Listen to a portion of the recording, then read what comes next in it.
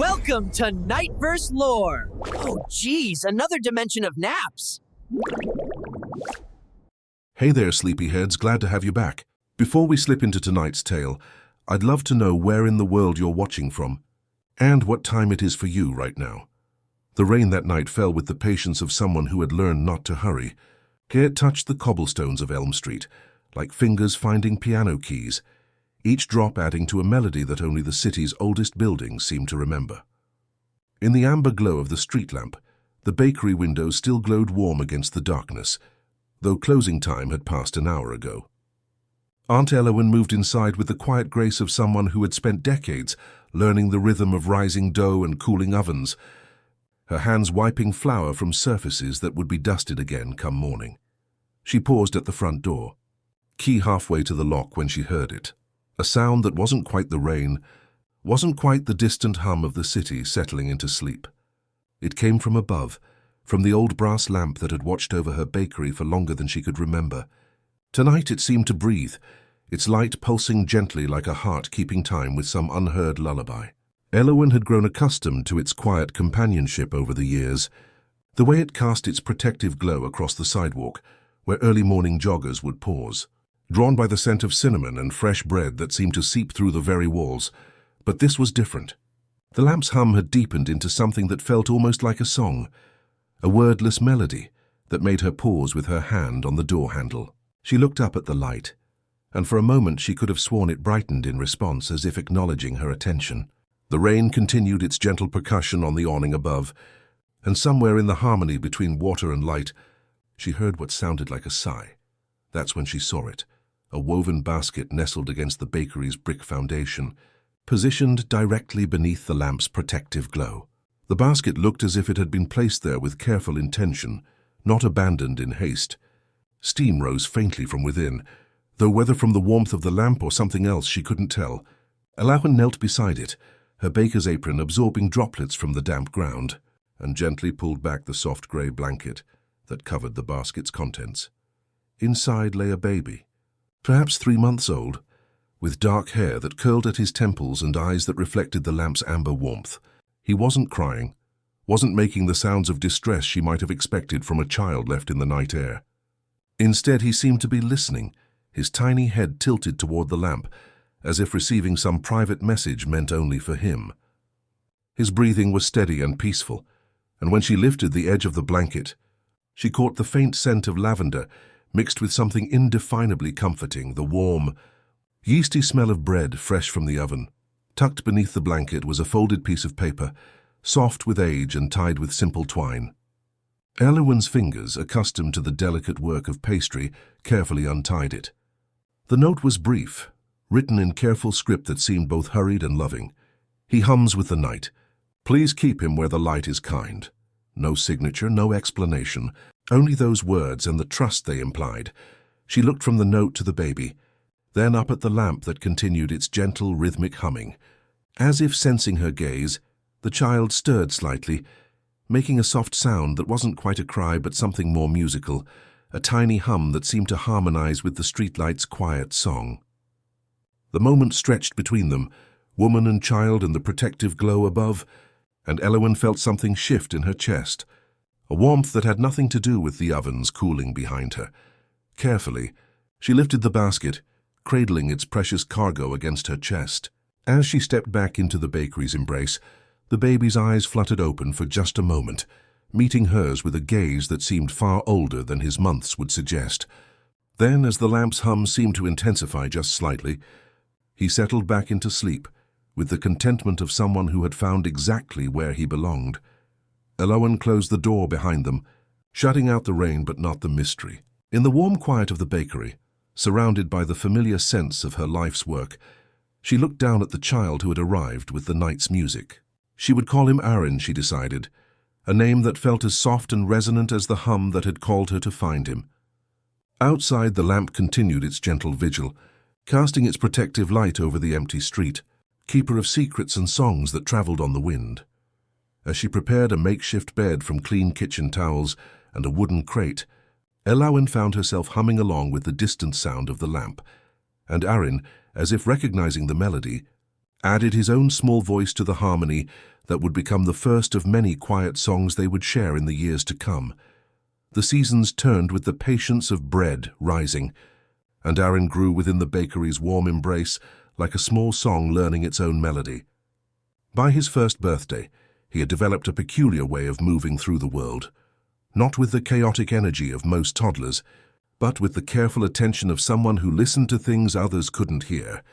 Helloson would find him in the mornings, sitting cross-legged on the flour-dusted floor, arranging the wooden spoon she'd given him to play with in patterns that seemed to follow some internal compass only he could read. He would hold each spoon for a long moment, his small fingers wrapped around the handle as if receiving a whispered confidence. Then, with the same deliberation she used when measuring yeast, he would place it in a specific spot, creating spirals and gentle curves that made the kitchen feel somehow more settled. The largest spoon always found the center, surrounded by smaller ones like petals around a flower's heart. And when he finished, he would sit back with a satisfied sigh that seemed to echo through the room's corners. It was during these quiet months that Raffi entered their lives like a door opening to let in familiar laughter. Hellowen's nephew, 16 and perpetually hungry, had come to stay in the small room above the bakery where the ceiling sloped and a single window framed a long slice of sky. He took naturally to the rhythm of early mornings and flour-dusted afternoons, but it was Aaron who captured his curiosity most completely. Where other teenagers might have found a toddler's habits tedious, Raffi discovered something that felt like watching magic work itself out in the smallest gestures. The first time Raffi truly understood what Aaron was doing, the old coffee grinder had been struggling for days, producing a harsh grinding sound that made customers wince.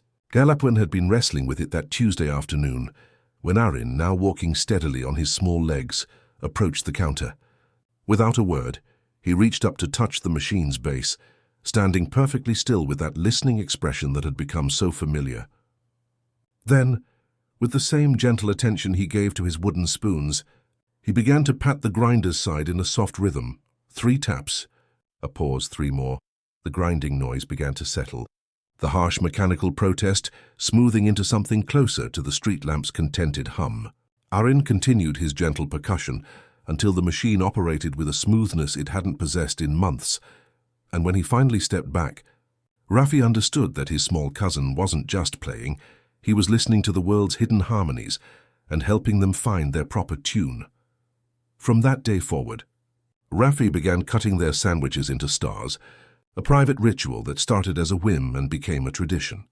On evenings when the ovens cooled and the city settled into its gentler sounds, they would climb to the rooftop where the tar smelled warm and old. There, with legs dangling over the low parapet, they would share these star-shaped sandwiches while Raffi talked about constellations, and Aaron listened with the same careful attention he gave to everything else. Raffi would point out Orion's belt or the Big Dipper, weaving stories about stellar distances and cosmic dust, while Aaron chewed slowly, his gaze fixed on the endless expanse above. He didn't always follow the explanations, but he absorbed the quiet wonder of it all, understanding somehow that the stars were the highest, most perfectly arranged objects, their calmness absolute, and their songs too distant to disturb. As autumn deepened into winter, the neighborhood began to notice Aaron's peculiar gift. Mrs. Chen brought her temperamental radio, which had been crackling with static for weeks. Aaron held it carefully, his face intent with concentration, then tapped the casing twice where a small dent had formed. The sound smoothed out immediately, as if the radio had been lonely and was now reassured. The elderly woman pressed a peppermint into his palm with tears in her eyes, the kind that come when relief surprises you in the gentlest way.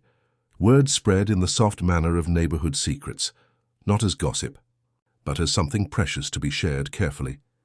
People began stopping by not just for Eloin's cinnamon rolls, but to watch the small boy who could make stubborn things remember how to work properly. They would linger over their coffee, stealing glances at Aaron as he arranged the salt and pepper shakers by some invisible quality he seemed to sense, or moved certain mixing bowls to different shelves until the kitchen hummed with deeper contentment. That winter evening, as snow began to dust the windows and the street lamp cast its protective glow over the quiet street, Aaron sat in the pantry with a collection of jar lids Eloin had given him to sort. He touched each one, turned it, listened for something only he could hear, and placed them in gentle spirals on the floor.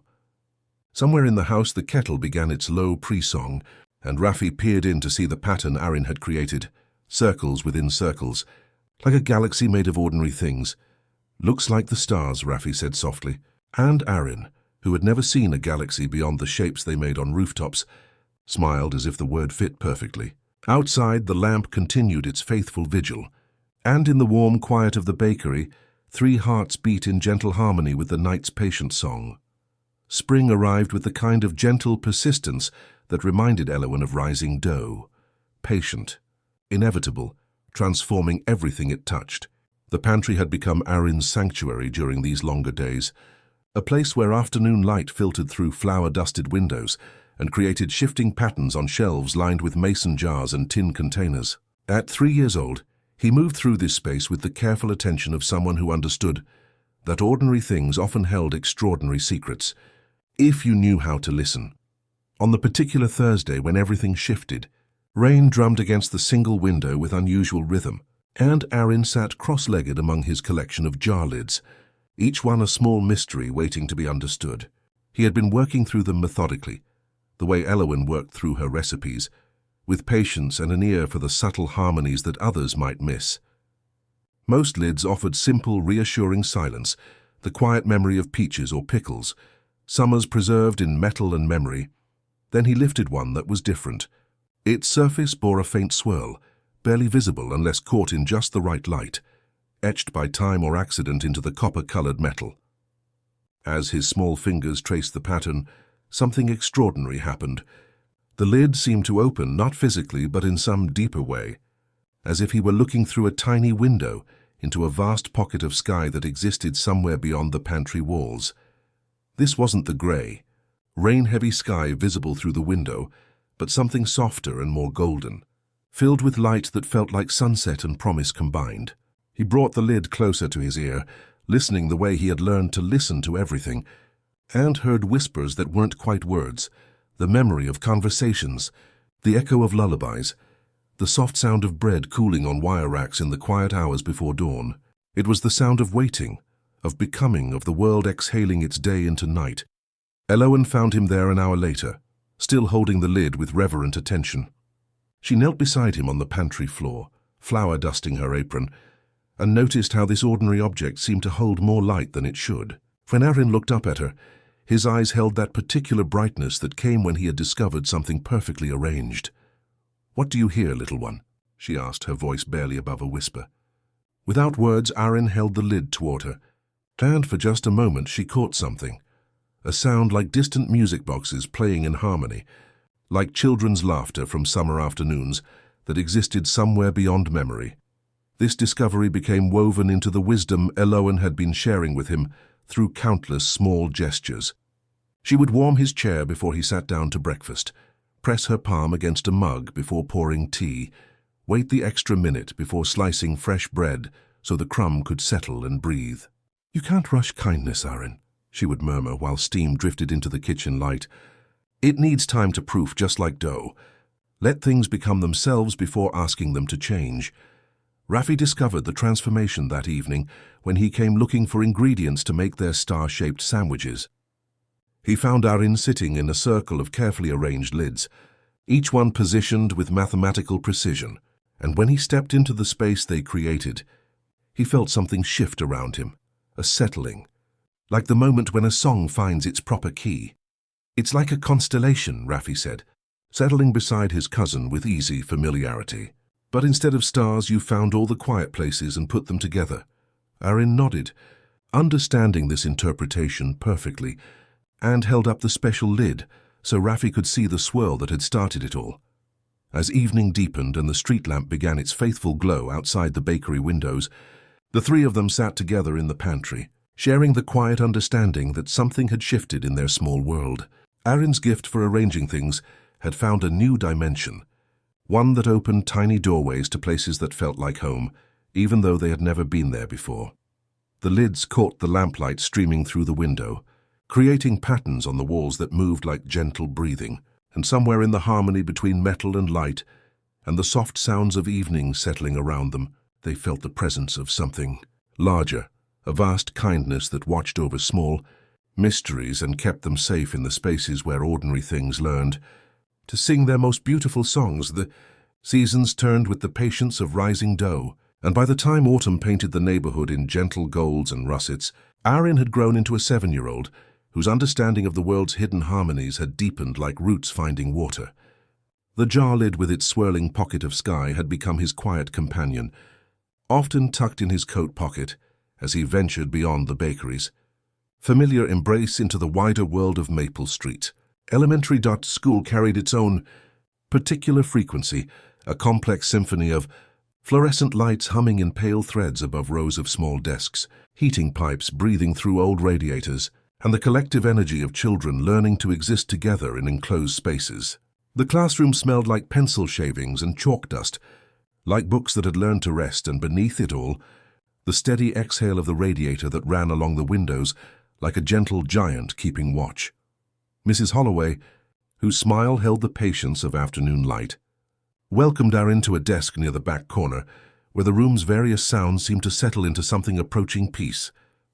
He sat very still that first morning, letting the acoustic landscape arrange itself inside his awareness.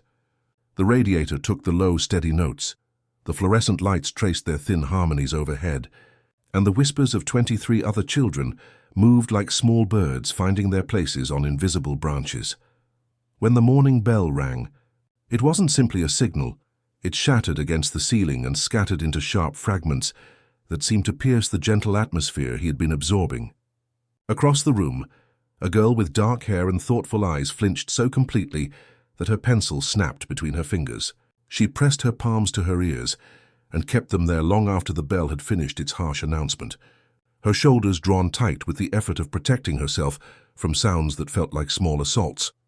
During recess, while other children claimed swings and monkey bars, Aaron found her sitting on the steps that led to the courtyard, knees pulled close, breathing carefully as if the air itself might suddenly become too loud. He approached with the same gentle attention he gave to everything that seemed out of harmony with itself. "I'm Aaron," he said, settling beside her without crowding the space she had claimed for quiet. "Nor," she whispered, glancing at him through strands of hair that had escaped her careful braids. He took the jar lid from his pocket, letting her see the faint swirl that caught the October light.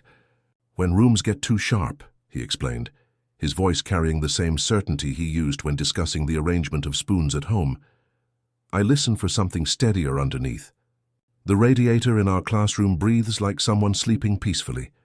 Nor looked toward the building's brick walls as if she hadn't noticed the sounds that lived within them. Aaron placed his palm against the warm metal of a heating vent near the steps, drawing in a slow breath that matched its gentle rhythm. She copied him uncertainly at first, then with growing confidence as some of the tension began to leave her small frame. From his lunch bag, he withdrew a sandwich Elowen had cut into a perfect crescent moon, its crust golden and soft. He offered half without looking directly at her, understanding instinctively that some kindnesses worked best when given sideways, like seeds offered to cautious birds. In the weeks that followed, Aaron learned to read the classroom's weather, as if it were a sky full of approaching storms or clearing sunshine. The old radiator sometimes clanged with mechanical loneliness, disturbing the children's concentration without anyone understanding quite why. During one particularly restless afternoon, Aaron approached it with his characteristic listening intensity, placing his small hands against the warm metal and beginning the gentle percussion he had learned from coffee grinders and stubborn appliances. The clanging gradually softened into something more musical, a steady heartbeat that seemed to breathe with the room rather than fight against it. When the children returned from their next recess, they settled into their afternoon lessons with unusual ease, though none could have explained why the space felt more welcoming. Mr. Bellamy, the custodian whose hands were worn smooth by decades of caring for the building's needs, noticed the change and approached Aaron after class one day. His eyes held the warm recognition of someone who understood that some gifts worked best in quiet. After a brief conversation about bells and sensitive ears, a small square of felt appeared on the morning bell's clapper. The sound didn't disappear, but it arrived more like a gentle announcement than a sharp command. nor began to anticipate the softened bell by listening for the radiator's steady breath, matching her own rhythm to its peaceful pulse. Other children gravitated toward their corner of the cafeteria during lunch, drawn by the sense of calm that radiated from wherever Aaron arranged his moon-shaped sandwiches, and Noor hummed barely, audible harmonies that wrapped around harsh sounds and gentled their edges. As winter approached and the heating system settled into its deepest rhythms, Aaron's reputation as someone who could make difficult things feel easier spread in the way that good news travels among children, not as gossip, but as quiet understanding that help could be found in unexpected places, and that sometimes the most profound kindness came shaped like a shared sandwich and the patient willingness to breathe harmony into an ordinary day. Winter had settled over the neighborhood like a familiar quilt, bringing with it the kind of evenings when Aaron found himself drawn to sounds that lived just beneath the city's surface symphony. Now 11, his gift for hearing the world's hidden harmonies had deepened into something approaching conversation. He could sense not just discord, but the particular loneliness of objects waiting to be understood. It was on one of these hushed December afternoons, when early darkness painted the streets in amber pools of streetlight, that he followed a sound he'd been noticing for days. Not the familiar hum of the bakery's lamp or the contented breathing of classroom radiators, but something more complex, a rhythm that pulsed beneath the sidewalk like a distant heartbeat, leading him away from familiar corners toward the edge of their district. The old Elm Street station emerged from the gathering dusk like a patient giant, its brick facade weathered smooth by decades of hellos and goodbyes. Though fewer trains arrived now than in its bustling past, the building retained the dignified presence of something that had learned to wait gracefully. Warm light spilled from tall windows onto the platform, where a handful of evening commuters moved with the unhurried pace of people who understood that some journeys couldn't be rushed. Inside, the waiting area felt like a cathedral built for quiet conversations. High ceilings caught and held the gentle echo of footsteps on worn marble, while wooden benches arranged themselves in perfect rows, each one polished smooth by countless hours of patient waiting. The air carried the mingled scents of old wood, brewing coffee, and the faint sweetness of memories that had settled into the corners like dust motes dancing in lamplight. Behind the information desk sat a man whose presence seemed as integral to the station as the brass fixtures and the enormous clock that ticked with steady contentment. His nameplate read Leto, and his silver hair was combed with careful attention, above eyes that held the particular kindness of someone who had spent years helping people find their way to places they needed to be. He wore a faded attendant's uniform, with a small brass key pinned to his lapel, and his hands moved across paperwork with the same gentle precision Elowin used when folding dough. "You have the look of someone who notices things," Leto said, glancing up as Aaron approached with his characteristic listening attention. "The way you paused at the door, letting the building introduce itself, that's a rare courtesy." On the desk between them lay what Leto called his collection of unclaimed dreams, fragments left behind by travelers, sorted with reverent care into a wooden box that had once held tea from distant countries. Notes scrawled on ticket stubs, grocery lists written in careful script, fragments of conversations overheard and preserved. "Remember to call Mom. The house with blue shutters. Find courage for tomorrow. People leave pieces of themselves everywhere they go," Leto explained, his voice carrying the comfortable authority of someone who had discovered calling in the most ordinary circumstances. "Most of the time they don't even realize it.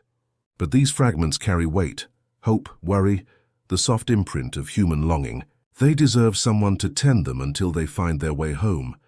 As Leto spoke, Aaron noticed the small clock on the desk, its hands frozen at 10 minutes past some forgotten hour. The timepiece seemed to shiver with mechanical frustration, like a word caught on the tip of someone's tongue. Without asking permission, Aaron lifted the clock gently, feeling for the source of its distress, a tiny tremor in the mechanism where time had gotten caught on itself. He began the soft percussion he had learned from coffee grinders and stubborn appliances, tapping the brass casing where a faint scratch marked some long-ago collision. 3 gentle touches, a pause to listen 3 more. The minute hand shuddered, then began its patient march forward, catching up with the present moment in small, determined increments. Leto's eyes widened with quiet wonder. Years I've been trying to coax it back to life. It only needed someone who knew how to ask kindly. In the corner, an old vending machine hummed with the complex harmonies of countless transactions, its melody shifting like someone remembering rain on distant platforms.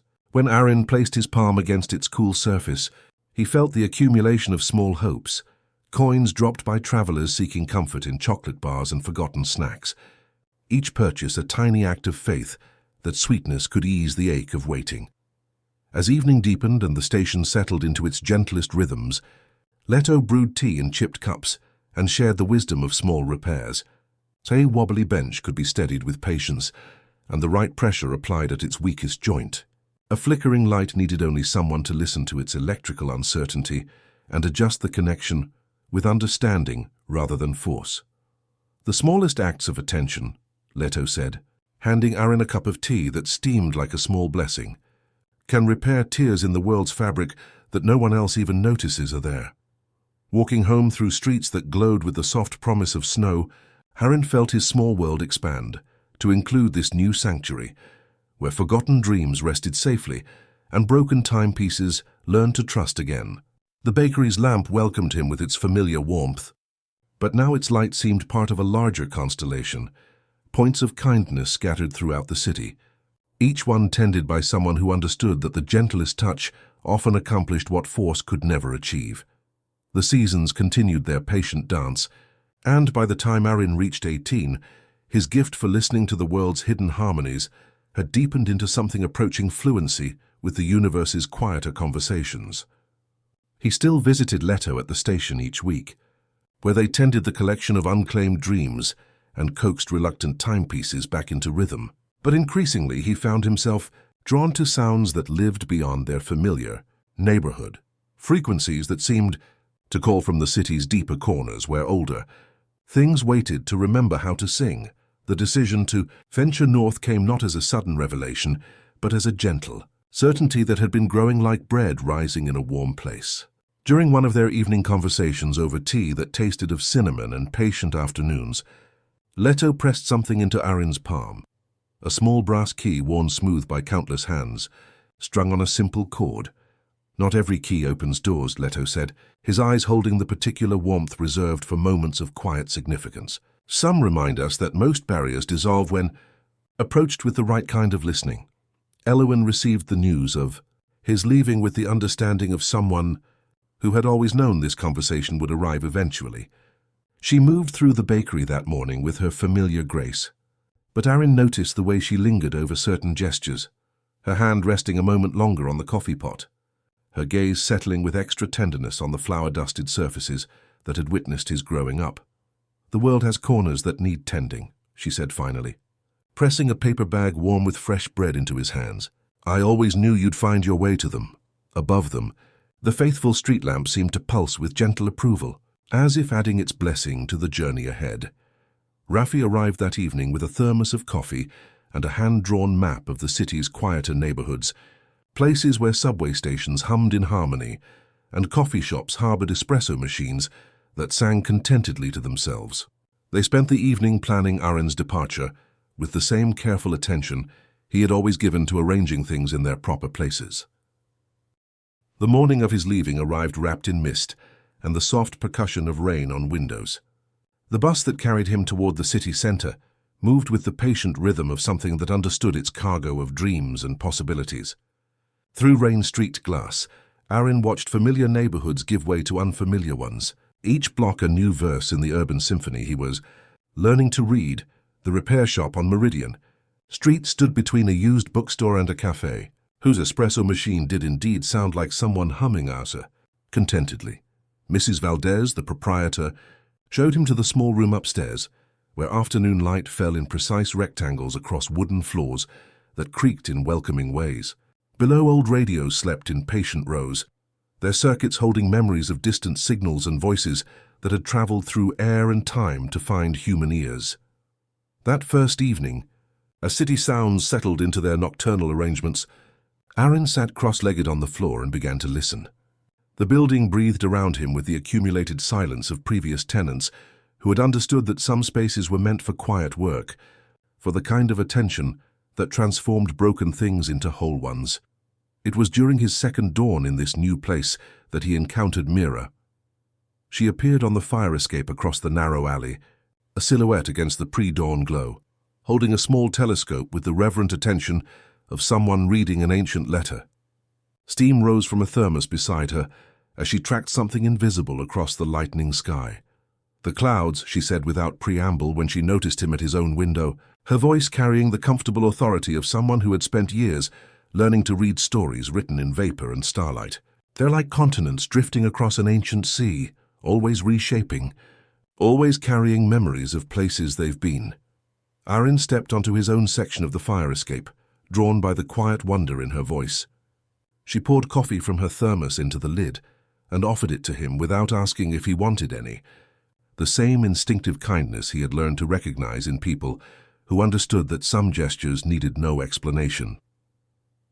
"I read the sky for a living," she continued, adjusting her telescope with practiced patience. "Or I try to. Most nights it reads me instead."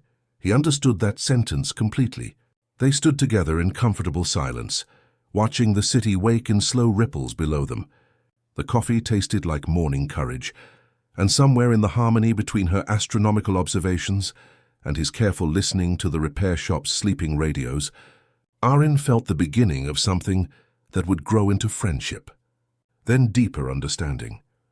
As full daylight arrived and the last stars faded into blue, he touched the brass key now hanging by his door and felt the gentle pull of new rhythms establishing themselves. The jar lid in his pocket caught the morning light, offering its glimpse of that golden sky where lost songs waited, patiently to be found and coaxed back into harmony. He was exactly where he needed to be. Morning settled into the repair shop like flour sifting through warm air, and Aaron found himself moving through new routines with the same gentle attention he had always given to things that needed understanding. The workshop felt like a sanctuary, where the city's broken harmonies came to remember their proper songs.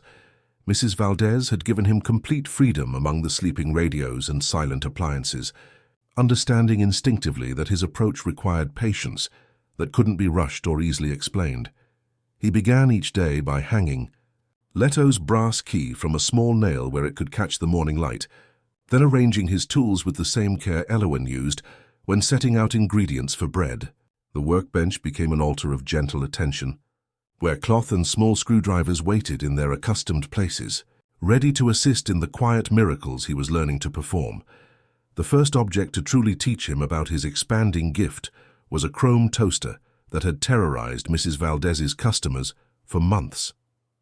It possessed the unfortunate habit of either incinerating bread into charcoal or leaving it stubbornly pale and cold, as if it had forgotten the gentle art of finding middle ground. When Aaron lifted it onto his workbench, he felt the machine's internal anxiety, a frantic energy that seemed to panic at the thought of getting anything exactly right. Instead of reaching for tools, he placed his palms on the toaster's cool surface and began to hum, the same low, steady note that had always calmed difficult things. The sound resonated through the metal, and gradually he felt the machine's agitation begin to settle. When he finally plugged it in and pressed the lever, it produced a slice of toast so perfectly golden that it seemed to glow with quiet satisfaction. Word traveled through the neighborhood in the gentle way that good news moves between people who understand the value of things being properly tended. Mrs. Chen appeared one afternoon, clutching the radio that had first introduced her to Aaron's gift years before. "It's not broken," she explained, her voice carrying the particular concern of someone who had noticed something precious beginning to fade. "But it sounds lonely, like it's trying to remember a song it used to know." Aaron accepted the radio with reverence, understanding that this wasn't simply about mechanical function, but about the accumulated memory of countless evenings when its gentle static had provided companionship. In the workshop's afternoon light, he listened past its circuits to something deeper, an electronic melancholy that spoke of responsibility and the weight of being someone's faithful companion. The solution came through recognition rather than repair. As he hummed softly, the radio's internal harmonics began to shift, its loneliness transforming into something warmer and more companionable. When Mrs. Chen pressed it to her ear that evening, she smiled with the relief of someone whose old friend had remembered how to speak in familiar tones. Each morning brought coffee shared with Mira on the fire escape, where she would appear with her telescope and thermos, as if summoned by the first hint of dawn. Their conversations moved like water finding its level, sometimes flowing around her astronomical observations, other times settling into comfortable silences where the city's awakening provided all the words they needed. She began visiting the workshop in the evenings, moving among the rescued appliances with the same careful attention she gave to celestial observations. "You're not fixing them," she said one evening, her voice carrying the wonder of someone who had just understood something that had been hovering at the edge of comprehension. "You're helping them remember what they were made for." Neighbors began leaving small offerings on the workshop windowsill, not payments but tokens of gratitude that accumulated like prayers made tangible. A hand-knitted bookmark, a small cactus in a painted pot, cookies wrapped in wax paper. They would slip notes into a shallow bowl Aaron had placed by the door. "My kettle stopped singing," or "the sewing machine sounds sorrowful." He understood that each object carried its own particular form of distress, and he learned to read these subtle disharmonies the way Mira read cloud formations.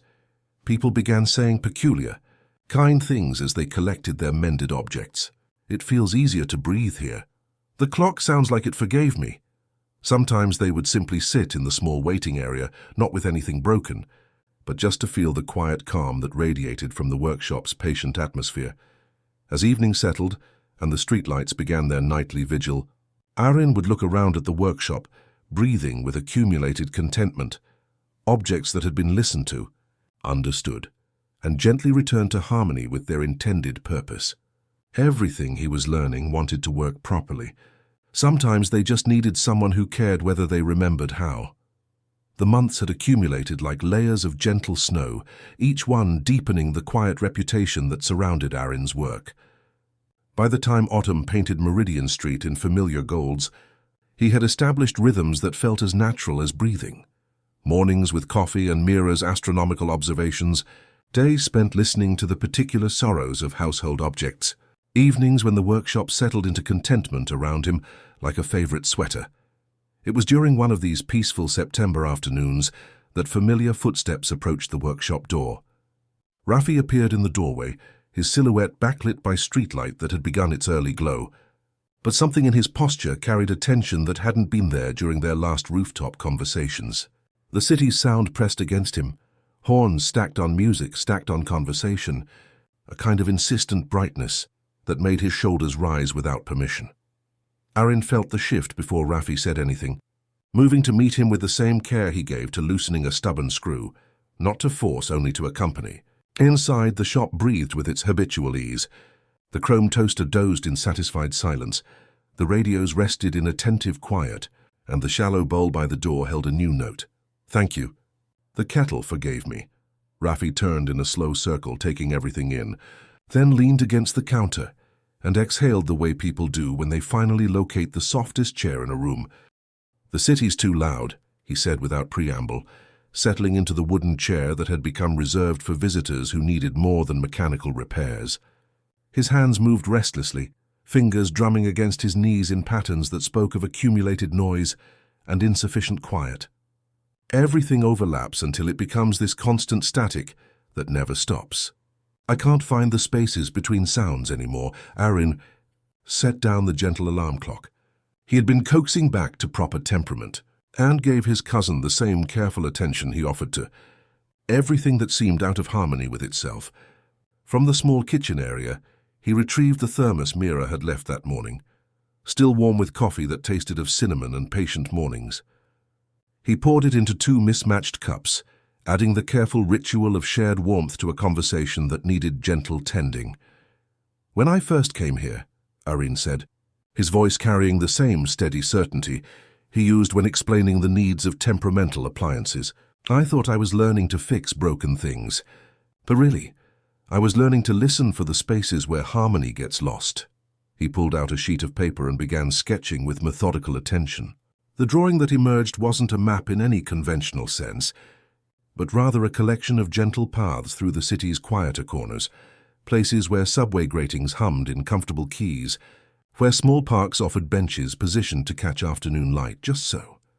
Each location was marked not with street names, but with small symbols that spoke of acoustic refuge, a musical note for the bookstore where pages turned with whispered contentment, a small cloud for the rooftop garden where traffic sounds dissolved into something approaching ocean rhythms.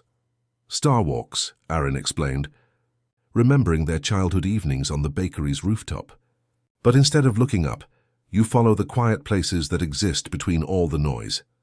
That evening, they walked the first of these routes together, moving through familiar streets with new attention to the spaces that offered acoustic sanctuary. The small fountain near the library created a pocket of water sound that seemed to absorb and transform the harsh edges of traffic. Past the cafe where Aaron paused to slip a small loop of elastic over the bell that startled the barista, who mouthed thank you with visible relief. As they paused on a bridge where the river's movement created its own steady rhythm, Rafi studied the map with growing recognition, his restless energy beginning to settle as he traced the gentle pathways with one finger. "It's like you've found all the places where the city remembers how to breathe," he said, and Aaron understood that this was exactly what he had been mapping. Without realizing it, urban sanctuaries where the world arranged itself according to gentler principles. Gentle distance had settled between them during these days, not harsh or dramatic but soft like fog.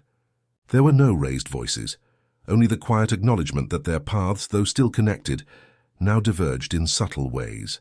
Rafi wanted to pull Aaron back into the familiar warmth and noise of their shared past, but Aaron seemed to be drifting deeper into a world shaped by listening, where happiness wasn't always a shout, but sometimes the quiet understanding that something broken could be whole again. Before Rafi left, Aaron pressed a small package into his hands, fresh bread still warm from Elowen's oven, and tucked beneath it a hand-drawn map of their old star walks, marking constellations with small, precise dots. Rafi pocketed it with a silent nod, understanding that some connections, like the stars themselves, remained constant even when seen from different distances. As Rafi's bus pulled away, Aaron stood by the workshop window watching until the red taillights vanished into the city's complex weave. The air felt a little thinner, but their bond, though quieted by different understandings, still glowed beneath the surface, a steady, patient warmth that would always connect them, like two distant stars in the same gentle constellation, each following their own orbit, while remaining part of something larger and more enduring than either could create alone. The weeks that followed Rafi's visit settled into the workshop like gentle snow accumulating on windowsills, each day adding another layer to the quiet understanding that grew between Aaron and the rhythms of his new life.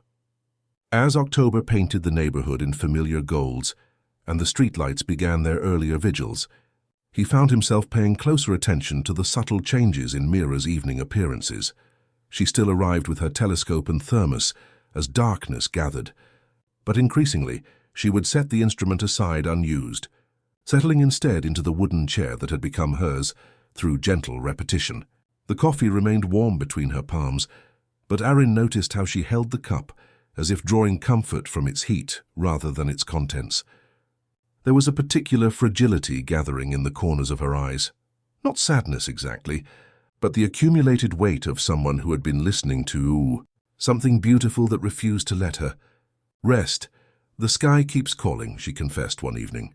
As rain drummed against the workshop windows with unusual persistence. Her voice carried the strain of someone who had discovered that wonder, pursued too relentlessly, could become its own form of exhaustion. Every clear night brings another observation, another measurement to record. The stars don't sleep, so neither do I. It's been years since I've truly rested. Aaron set down the small music box he had been coaxing back to its proper melody, and gave her the same careful attention he offered to everything that seemed caught in its own particular discord. He understood, with the clarity that came from years of listening to things that couldn't voice their needs, that this wasn't about astronomy, but about the weight of responsibility that had grown too heavy for one person to carry alone. From the workshop's small kitchen, he began what would become their evening ritual, not every night, but often enough that the room learned to expect these quiet gatherings. Water heated to the precise temperature that would coax the best flavor from chamomile tea, honey stirred clockwise until it dissolved completely, and from good bread, a sandwich cut into a perfect crescent moon. But this wasn't ordinary comfort food. He spread one slice with honey and dusted the other with just a whisper of sea salt, creating something that tasted like both sweetness and grounding. Like early morning courage made tangible, the workshop lamp he dimmed to the exact level where shadows became suggestions rather than definitions, and from the small radio that had learned to produce only the most soothing static, he coaxed a sound like distant rain on leaves, the gentle background hum of the universe itself, helping minds let go of the specific and simply exist. "I'm not trying to fix anything," Aaron said, settling into the chair across from her with his own cup of tea. "I'm just keeping you company while you wait for sleep to remember where you live." Sometimes, after an hour of this shared stillness, Mira's breathing would deepen and her shoulders would release their careful vigilance. Sleep would arrive like a rare bird alighting, sudden, delicate, requiring the kind of stillness that doesn't try to capture but simply witnesses. On those evenings, Aaron would carefully cover her with the soft blanket Mrs. Valdez had left specifically for this purpose, his movements as gentle as settling snow. Other nights, rest remained elusive, a shy creature unwilling to be coaxed. During those hours, they would simply sit together in grateful wakefulness, sharing quiet observations about the quality of darkness or the way streetlight painted patterns on the ceiling. There were no harsh words, no frustration, only the deep understanding that sometimes the greatest kindness wasn't solving someone's sleeplessness, but sitting with them in the gentle dark. The neighborhood began to notice these changes in ways that couldn't quite be articulated. People would pause outside the workshop during evening hours, drawn by the sense of deep rest that seemed to radiate through the windows. Small offerings appeared on the windowsill, lavender sachets, cookies wrapped in soft paper, a note that read simply, "Thank you for teaching us that rest is something we can prepare for." As autumn deepened toward winter and the city's sounds grew softer with approaching snow, their bond deepened in these shared silences, woven from the fragile threads of Mira's sleeplessness and Aaron's patient care. She didn't always find sleep, but she always found peace, a soft place in the universe where her mind could momentarily cease its relentless orbit around distant stars and simply rest in the warmth of being understood. What grew between them wasn't a cure or even an explanation, but a practice, showing up to the night with gentle tools and the shared belief that rest was a place that could be prepared for, even when it wouldn't open its door. And in the early hours, when dawn began to gather itself at the edges of the world, they would sometimes step onto the fire escape together, watching the city breathe like a vast animal settling into sleep, knowing that some of the most profound repairs happened not through fixing what was broken, but through the patient willingness to keep company with what was vulnerable, letting kindness rise slowly, like the promise of morning light.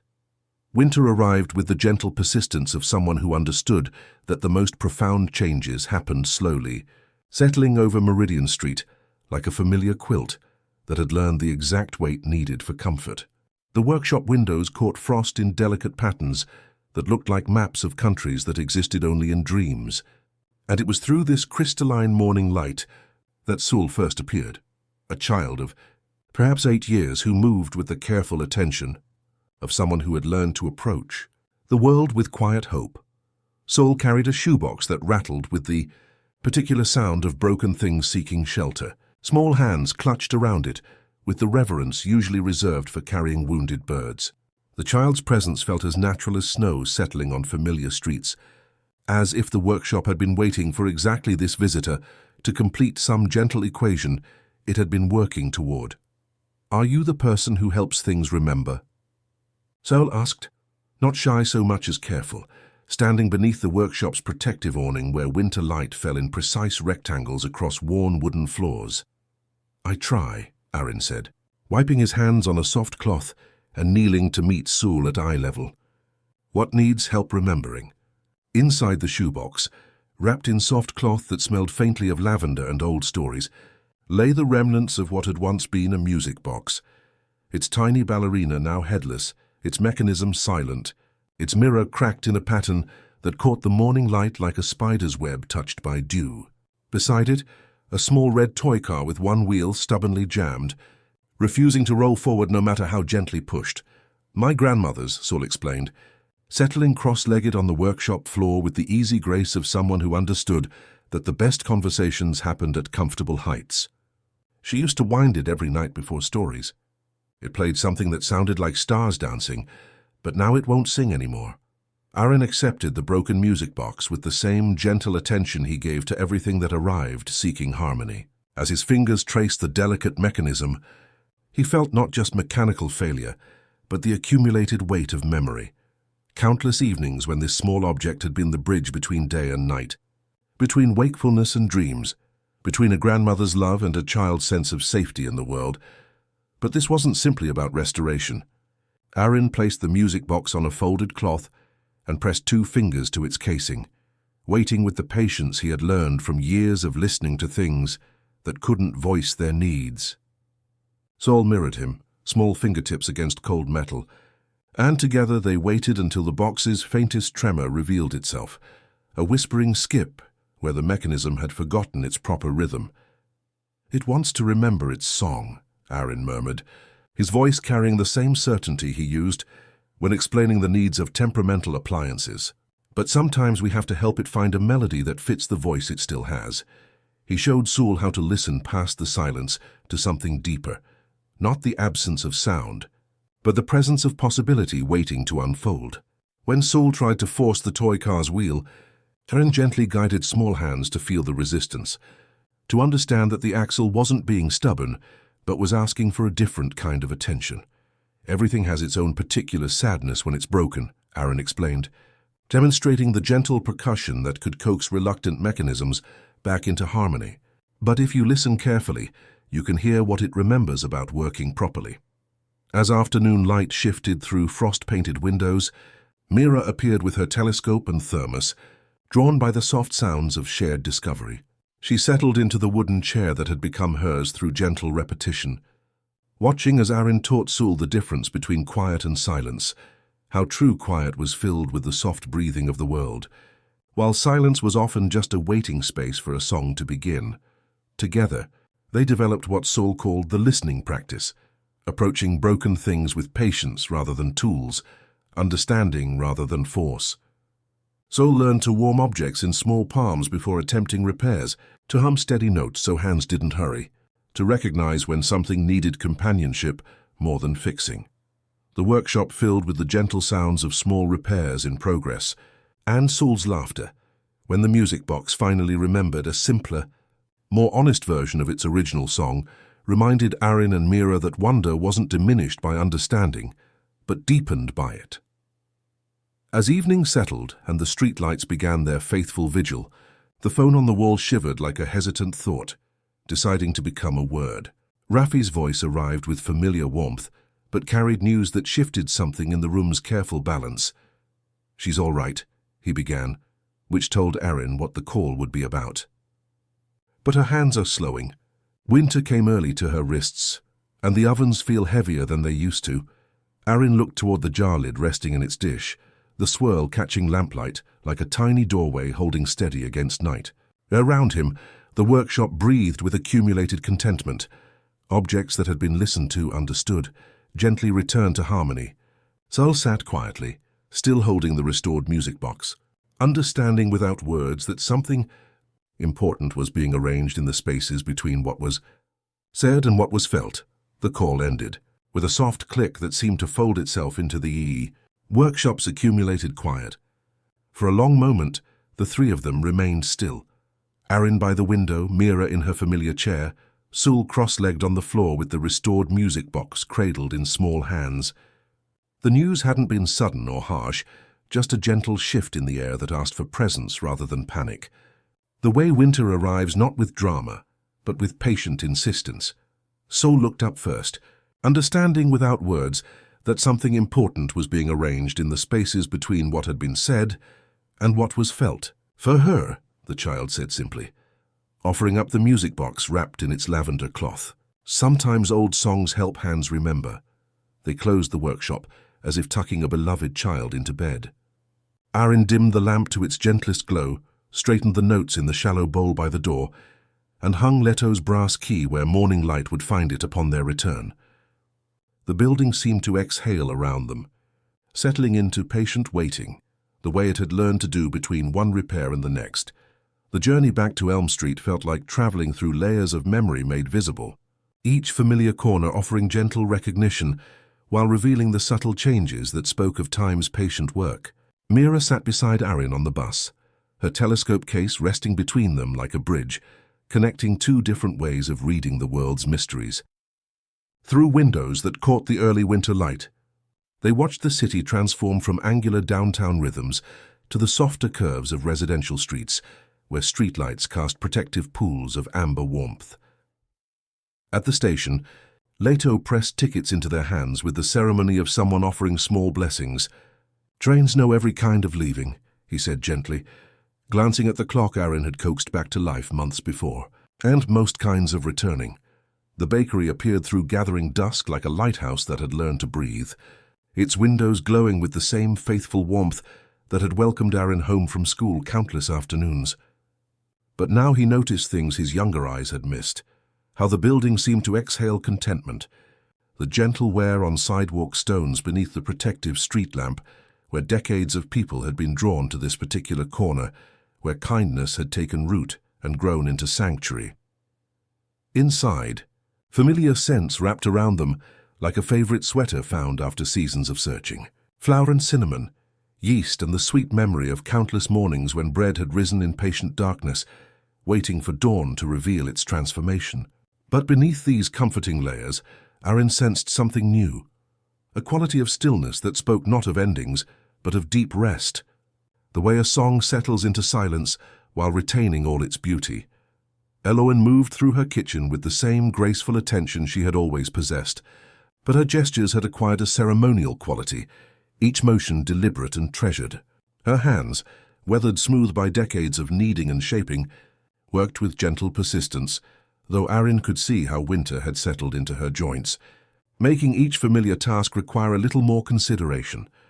"The ovens remember their songs," she said, glancing up as they entered, her smile carrying the particular warmth reserved for homecomings. "But my hands are learning to listen more carefully to what they're willing to carry." That evening, as the first snowflakes began to dust the windows with gentle persistence, Elowen shared the recipes that were really stories, the accumulated wisdom of a lifetime spent coaxing simple ingredients into nourishment. "Warm the bowl first," she explained, her voice carrying the patient authority of someone who had discovered profound truths in the most ordinary circumstances. "So the dough doesn't feel alone when it begins to change." As they worked side by side, flour dusting their clothes and steam rising from ovens that hummed with deep satisfaction, Arin finally asked the question that had been forming since childhood. He withdrew the small faded note from his pocket, its edges softened by time. Elowen took it with gentle hands, her eyes crinkling at the corners as she read the familiar words. When she looked up, her gaze held the soft understanding of someone who had been waiting for this moment to arrive naturally. "Some children arrive with maps," she said finally, her voice soft as flour settling. "Others come with songs. The note was just someone's way of helping me understand that you would need to be listened to differently than most." She smiled, and in that expression Arin saw not answers, but something more, valuable, the recognition that sometimes the origin of a story mattered less than the love that had tended it through all its growing seasons. Outside, snow continued its gentle work, and the bakery settled into evening rhythms where mysteries could rest alongside understanding, each as precious as the other. The morning after Rafi's call arrived with snow that fell like gentle punctuation marks, each flake settling with the patience of someone who understood that the most important changes happened slowly. Elowen moved through the bakery with her ceremonial grace, but Arin noticed how she paused longer at each familiar task, her hands learning to ask rather than command what her body was willing to carry. "Let's give the neighborhood a night of gentle stars," Mira said softly, wrapping her scarf twice around her neck as she watched the snow dust the windows with crystalline patterns. The phrase entered the room as if the walls had been waiting for exactly those words, and Elowen nodded, with the quiet understanding of someone who had spent a lifetime recognizing when moments asked to be honored. They prepared with the same careful attention Arin gave to any repair, by listening first to what the evening wanted to become. No speeches or announcements, just benches warmed ahead of time, thermoses filled with tea that tasted like cinnamon and patient afternoons, and lights dimmed to the exact level where shadows became suggestions rather than demands. Sol appeared first, carrying the restored music box wrapped in its lavender cloth, and a bundle of battery-powered tea lights that would transform the gathering into something approaching magic. "For when the stars need help remembering," the child explained with characteristic solemnity, small hands arranging the lights in gentle spirals on the sidewalk beneath the protective street lamp. Raffi arrived as dusk began to paint the neighborhood in familiar golds, carrying folding chairs borrowed from the community center, and wearing the careful smile of someone who had learned to hold space for both celebration and the gentle sadness that comes when beautiful chapters begin to turn toward their natural conclusions. Behind him came Mrs. Chen with her faithful radio, Mr. Bellamy with an armful of woolen blankets, and neighbors whose names Aaron had never learned, but whose broken appliances he had coaxed back to harmony over the months and years. They arranged themselves in a loose circle that expanded naturally as more people arrived, drawn by the lamplight and the quiet understanding that something beautiful was being offered without expectation. Leto came from the station, carrying his wooden box of unclaimed dreams and the patient recognition of someone who knew that some gatherings were too important to be missed. Mrs. Valdez locked the repair shop early and brought the chrome toaster, now humming with quiet satisfaction, as if it wanted to witness whatever gentle ceremony was unfolding. As full darkness settled and the tea lights created pools of warmth that seemed to expand the street lamp's protective glow, Mira set up her telescope with reverent attention. But instead of tracking distant constellations, she invited people to look through the eyepiece at the windows across the street, where ordinary lives continued their quiet work of existing beautifully. "Sometimes the most profound mysteries," she said, her voice carrying the gentle authority of years spent reading stories written in light, "are happening right here, in the spaces where people choose to be kind to each other." The evening found its natural rhythm as thermoses appeared from coat pockets and someone produced a basket of Eloans, star-shaped cookies that tasted like morning courage made tangible. Children began to hum as Sewell wound the music box, its simplified melody floating into the winter air like a lullaby that had learned to be honest rather than perfect. Then Eloan's voice joined them, soft and resonant, weaving a lullaby that had soothed countless evenings into peaceful sleep. It wasn't a performance but a spontaneous offering, a melody that carried the accumulated wisdom of someone who had spent decades learning that the smallest acts of attention could repair tears in the world's fabric that no one else even noticed were there. As her song settled into the crisp air, the vending machine at the distant station began to blink in gentle patterns, its lights pulsing like a mechanical constellation joining the celebration. Leto noticed and smiled with the private joy of someone witnessing exactly the right moment, understanding that even the city's forgotten corners wanted to participate in this gathering of gentle hearts. People began to drift away with the natural rhythm of tide receding, each carrying something warm that would linger long after the tea lights were extinguished.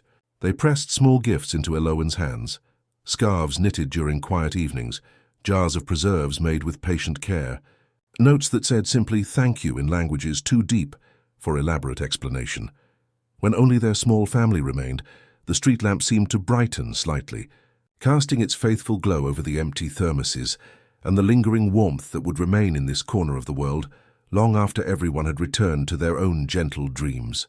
In the quiet that followed, they understood they had created something that couldn't be planned or forced, an evening that would become part of the neighborhood's memory, woven into stories about the place where ordinary kindness had taken root and grown into something approaching the sacred.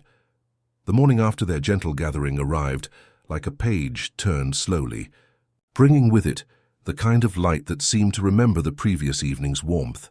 The tea lights had been carefully gathered. The folding chairs returned to their patient waiting, but something had shifted in the bakery's familiar rhythms, not dramatically, but with the subtle certainty of seasons, learning to let go of what they could no longer hold. Eloan moved through her morning rituals with the same graceful attention she had always possessed, but Aaron noticed how she paused longer between tasks, her hands resting against the warm oven door as if drawing strength from its faithful heat. Her breathing had acquired a different quality, deeper and more measured, like someone learning to savor each moment of air as if it carried particular sweetness.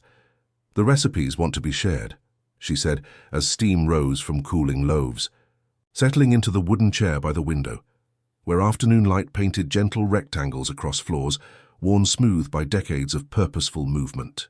Not just the measurements, but the stories inside them. Why we warm the bowl so the dough doesn't feel alone. Why some mornings require an extra minute of patience. Mira arrived with her thermos and telescope.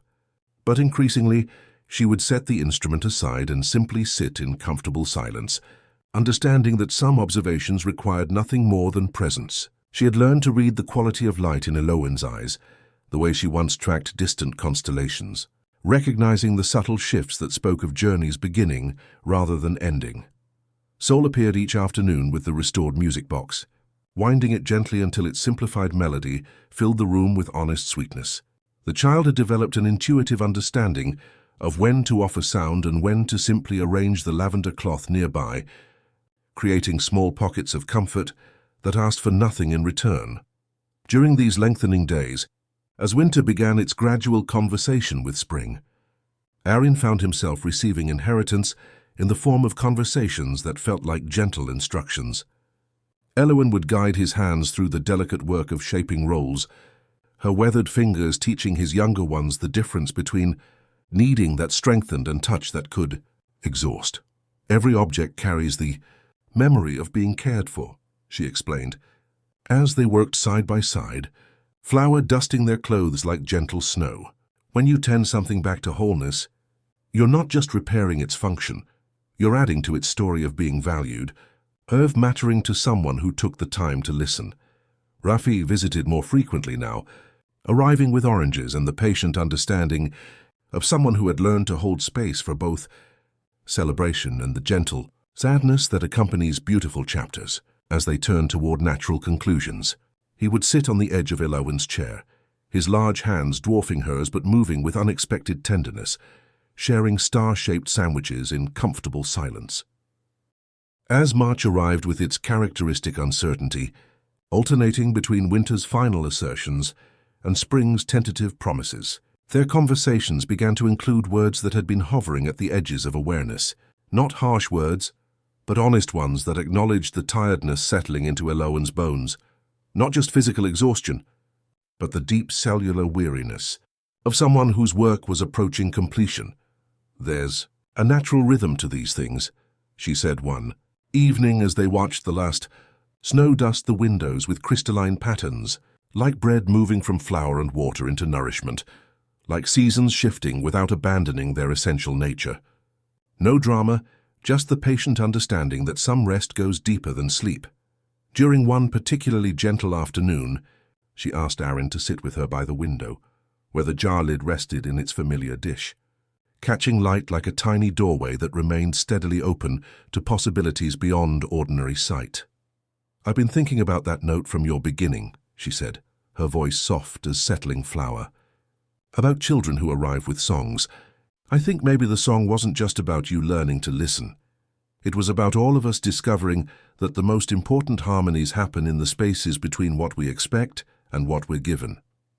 Outside, the faithful street lamp continued its patient vigil, and somewhere in the harmony between its steady glow and the gentle wisdom being shared beneath its light, they felt the presence of something larger, a vast kindness that had been tending their small story all along, keeping it safe in the spaces where ordinary love learned to become extraordinary, through nothing more complicated than the willingness to show up, day after day, with hands ready to tend whatever needed tending, and hearts prepared to listen for the songs that lived in the spaces between breaths.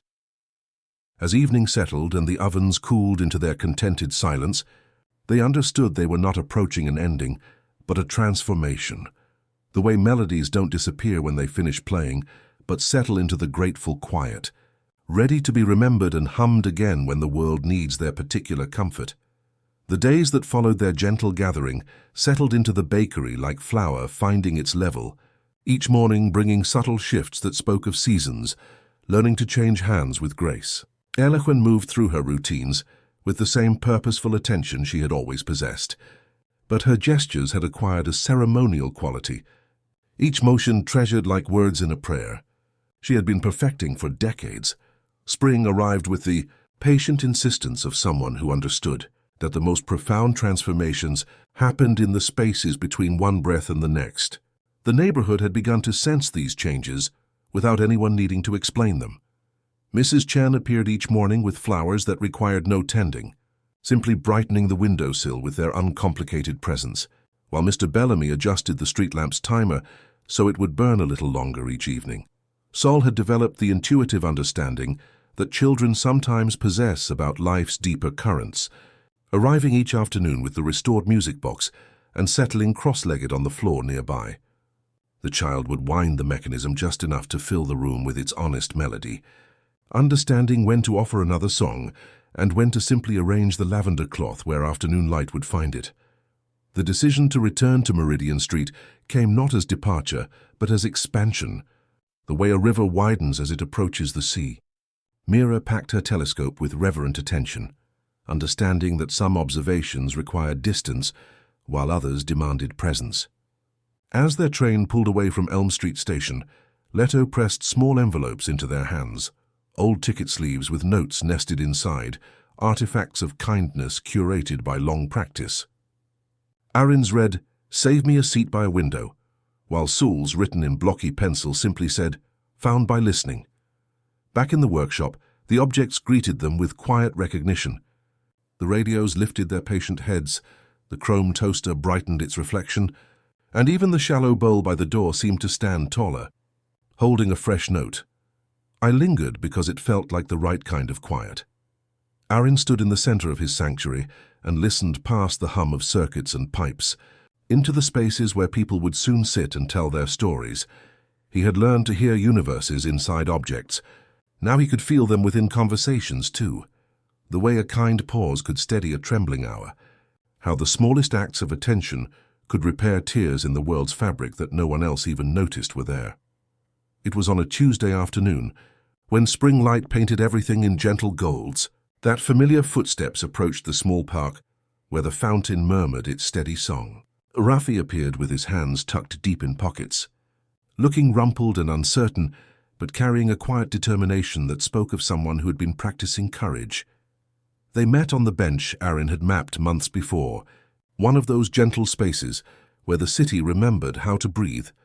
Words felt clumsy at first, too heavy for the delicate bridge between them, so Aaron simply offered half of his crescent moon sandwich, honey with a whisper of salt, cut with Alawan's patient precision. "I keep thinking you'll vanish into whispers," Rafi said finally, his voice carrying the soft honesty of someone naming a fear with gentle hands. "Like one day I'll call and the city will answer instead of you." Aaron folded the small map he had been sketching and slid it into Rafi's coat pocket. Not directions to places, but pathways to the quiet spaces that existed between all the noise. "Then follow these when you need to find me." "This isn't a way," he said, glancing toward the workshop where afternoon light caught the windows like promises. "It's another room in the same house." Rafi nodded, something loosening in his shoulders, and laughed as Aaron reached behind them to tap the bench's loose joint. 3 gentle touches. A pause, 3 more, until the wood settled into its own patient alignment. "Still you," Rafi said with visible relief. "All right. I'll meet you in the quieter places then." That evening, as the first stars appeared in the deepening blue, Mira and Sol transformed the fire escape into a modest observatory built from blankets and the steady courage of warm tea. But tonight they weren't searching for distant galaxies. They were creating their own constellation from the gentle echoes of human experience. "What shall we call them?" Sol asked, pointing to the emerging points of light. Together they began naming the stars not after ancient gods or heroes, but after the soft imprints of emotions that lingered like starlight. "Warm light," Sol murmured, indicating a particularly serene point. "Come back soon," Mira added, tracing a path across the heavens. "You're safe," Aaron heard from his window. Weather jar lid hummed faintly in response to their quiet ceremony. As the music box offered its simplified melody to the spring air, Aaron felt the deeper understanding that had been growing like bread rising in a warm place. The universes he tended weren't separate from each other. The mechanical harmonies, the human conversations, the stellar observations, they were all rooms within rooms, each one lit softly for whoever might need to find their way home. Somewhere beneath the night's patient surface, 100 small sanctuaries waited, doors ajar, lamps low, ready to hold whatever tenderness arrived with gentle hands. The evening settled over Meridian Street like a familiar quilt that had learned the exact weight needed for comfort, and from the rooftop where fire escapes created gentle bridges between one life and another, Aaron felt the city breathing beneath him like a vast animal settling into sleep. The workshop breathed too, its windows glowing with the soft amber light that had become a beacon for anyone carrying something that needed tending back to wholeness. Saul appeared as dusk painted the neighborhood in familiar golds, now 16, and moving with the same careful attention that had once arranged jar lids in perfect spirals. The music box rested in steady hands, its simplified melody floating into the evening air like a lullaby that had learned to be honest rather than perfect. Years had deepened Saul's understanding of the listening practice, and together they had learned to read the stories objects carried, not just their mechanical needs, but the loneliness of clocks that had forgotten companionship, the grief of kettles that had lost their songs. Mira still arrived with her telescope and thermos, though increasingly she would set the instrument aside and simply exist in comfortable silence, understanding that some observations required nothing more than presence. Her sleeplessness had evolved into something approaching friendship with the night, and their evening rituals had become less about finding rest and more about keeping company with whatever darkness brought. "The universe is expanding," she said softly, steam rising from her cup like a small prayer made visible. "But I think it's not moving away from anything. It's making room for more kindness to fit." From the shallow bowl by the door, new notes arrived daily like gentle exhales made tangible. The sewing machine remembered how to hum. My grandmother's clock learned to count peaceful hours again.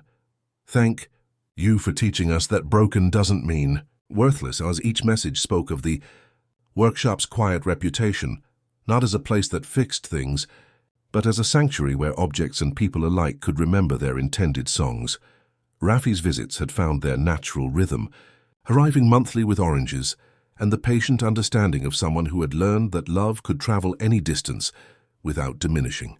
He would settle into the wooden chair that had become his through gentle repetition, sharing news from the bakery, where Elowen's recipes continued to rise in younger hands, tended by neighbors who had learned to warm the bowl so the dough wouldn't feel alone.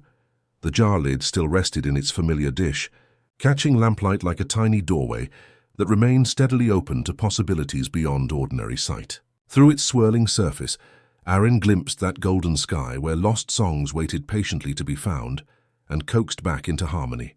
He understood now that Elowen's questions about his origin had never been about finding answers, but about teaching him that some beginnings were songs rather than maps, and that the beauty lived in the listening, not the knowing. As full darkness gathered and the streetlights began their faithful vigil, Aaron touched the brass key that still hung by his window, feeling the gentle pull of all the quiet sanctuaries scattered throughout the city, points of kindness, connected by invisible threads, each one tended by someone who understood that the gentlest touch often accomplished what force could never achieve. Love, he realized with the clarity that comes after years of patient observation, was indeed a room that held many rooms, each one lit softly for whoever might need to find their way home. It lived in the baker, who warmed bowls so dough wouldn't feel alone, in the station attendant who collected unclaimed dreams, in the child who named stars after lost promises. It was the willingness to show up with gentle hands and listening hearts, ready to tend whatever needed tending. On this particular night, as the city settled into its deepest rhythms, Karen felt the street lamps hum, the subway's distant yawn, the kettle's decision to sing its soft pre-song in the workshop below. The vending machine at the old station blinked its patient lights like a mechanical constellation, and somewhere in the harmony between all these small sanctuaries, he sensed the presence of the vast kindness that had been tending their stories all along. There was no grand conclusion, no dramatic resolution, just the quiet understanding that life was an ongoing conversation, a symphony of small acts of attention and patient listening. Each gentle repair, each shared silence, each moment of quiet awe was part of the same continuous, unfolding story where ordinary love learned to become extraordinary through nothing more complicated than showing up, day after day with hands ready to tend whatever needed tending. And somewhere, beneath a humming lamp that had learned to sing lullabies to the night, he continued his quiet work, making the world a softer place one hush at a time, listening for the harmonies that connected all things in the vast, tender conspiracy of existence, learning to love itself back to wholeness. Thanks for spending this time with us. Sleep well. Everything's gonna be okay, man.